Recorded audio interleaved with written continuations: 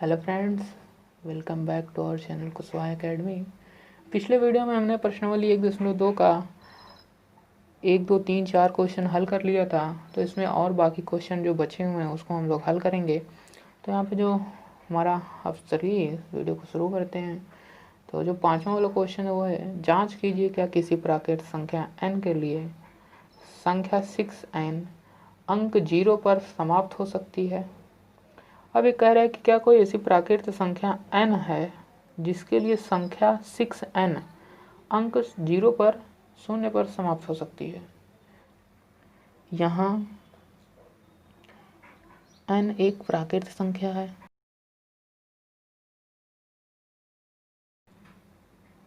होती है तो लिखेंगे यहाँ n एक प्राकृत संख्या है और माना 6n अंक 0 पर समाप्त होती है। इसलिए 6n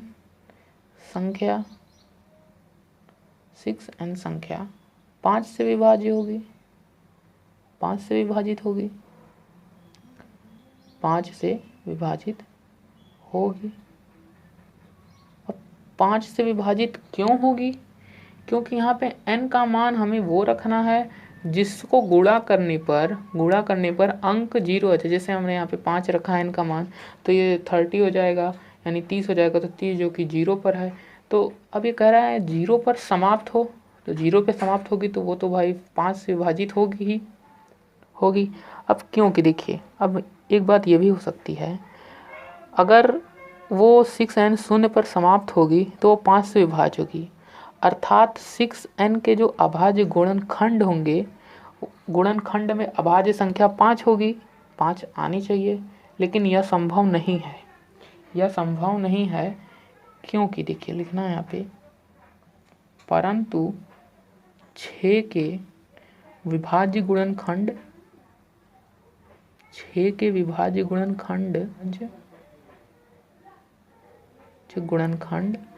2 और 3 है,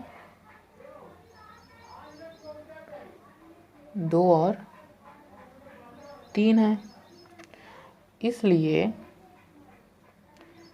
6n is equal to 2 × 3n। क्योंकि 6 के विभाज्य गुणनखंड 2 और 3 है, इसलिए 5 तो हो नहीं सकता। तो इसलिए हम इसको लिखेंगे कि 6n is equal to 2 × 3n। तो इस प्रश्नावली का 6वां क्वेश्चन, व्याख्या कीजिए कि 7 × 11 × 13 + 13 और 7 × 6 × 5 × 4 × 3 × 2 × 1 + 5 भाज्य संख्या क्यों है।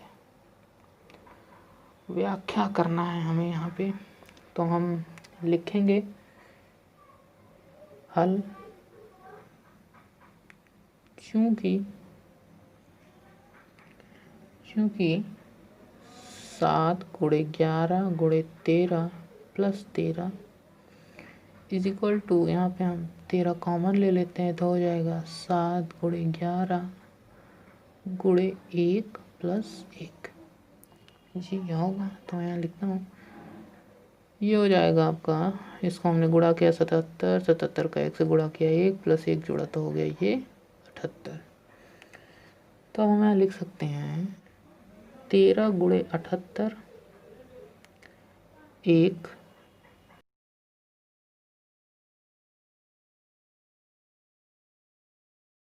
खंड है। 13 × 78 एक अभाज्य संख्या नहीं हो सकती, क्योंकि इसमें 13 एक गुणनखंड है। इसलिए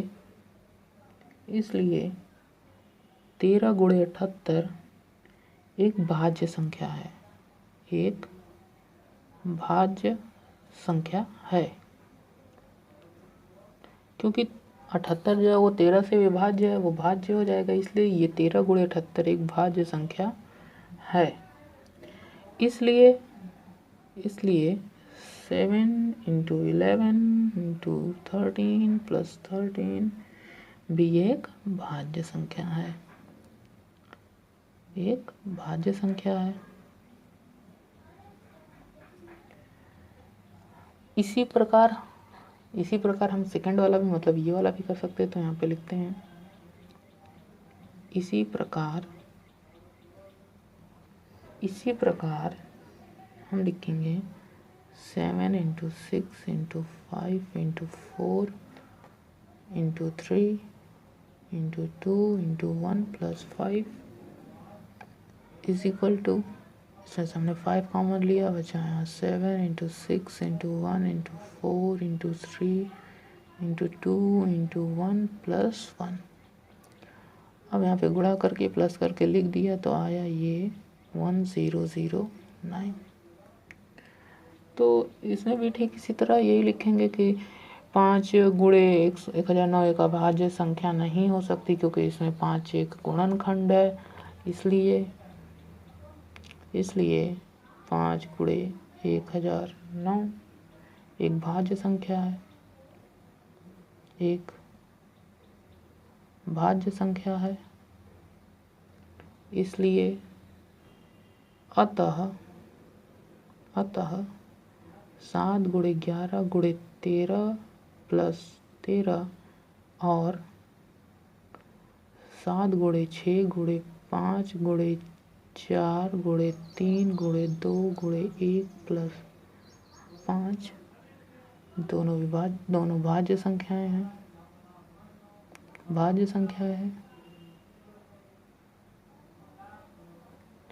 इसी प्रकार हमने सिद्ध कर दिया कि दोनों भाज्य संख्या है। तो हम आ चुके हैं इस प्रश्नावली के लास्ट और सेवेंथ और लास्ट क्वेश्चन पे। तो क्वेश्चन है, किसी खेल के मैदान के चारों ओर एक वृत्ताकार पथ है। इस मैदान का एक चक्कर लगाने में सोनिया को 18 मिनट लगते हैं, जबकि इसी मैदान का एक चक्कर लगाने में रवि को 12 मिनट लगते हैं। मान लीजिए वे दोनों एक ही स्थान और एक ही समय पर चलना प्रारंभ करके एक ही दिशा में चलते हैं। कितने समय बाद वह पुनः प्रारंभिक स्थान पर मिलेंगे?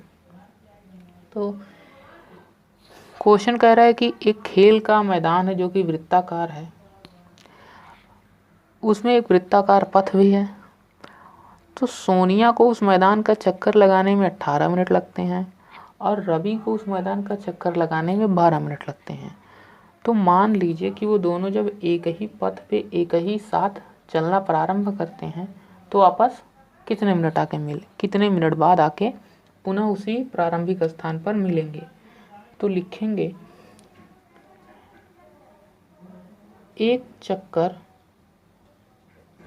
लगाने में सोनिया को लगा समय बराबर 18 मिनट। एक चक्कर लगाने में रवि को लगा समय बराबर 12 मिनट। तो अब हमें निकालना है कि वो दोनों पुनः प्रारंभिक स्थान पर कितने मिनट बाद मिलेंगे। तो हमें यहाँ पे केवल एलसीएम निकालना पड़ेगा, तो वो सिंपली आ जाएगा। तो हम यहाँ लिखेंगे 18 और 12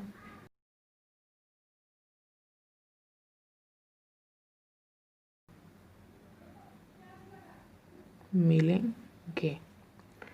18 और 12 के एलसीएम के समान जो समय लगेगा उसी के बाद वे पुनः प्रारंभिक स्थान पर मिलेंगे।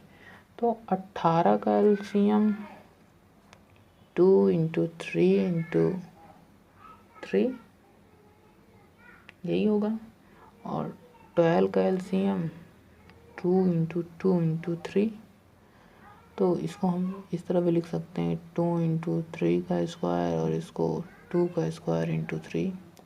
तो एलसीएम में जो होती है वो अधिकतम घात वाली संख्या ली जाती है। तो यहाँ पे अधिकतम घात 2 है, 2 तो यानी जो यहाँ पे एलसीएम होगा वो होगा LCM of 18 and 12 is equal to 2 × 2 × 3 × 3।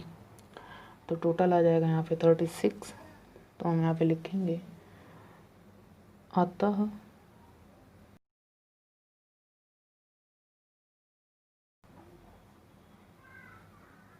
36 minute बाद मिलेंगे। अतः सोनिया और रवि पुनः प्रारंभिक स्थान पर 36 मिनट बाद मिलेंगे। तो इसी के साथ इस प्रश्नावली को हमने ख़त्म कर दिया। और तो फिर वीडियो कैसी लगी हो बता देना कमेंट करके, और वीडियो अगर अच्छी लगी होगी यार तो लाइक कर देना, शेयर कर देना, हमारे चैनल को सब्सक्राइब कर देना। तो फिर मिलते हैं अगली वीडियो में अगले प्रश्नावली पे। तब तक के लिए धन्यवाद।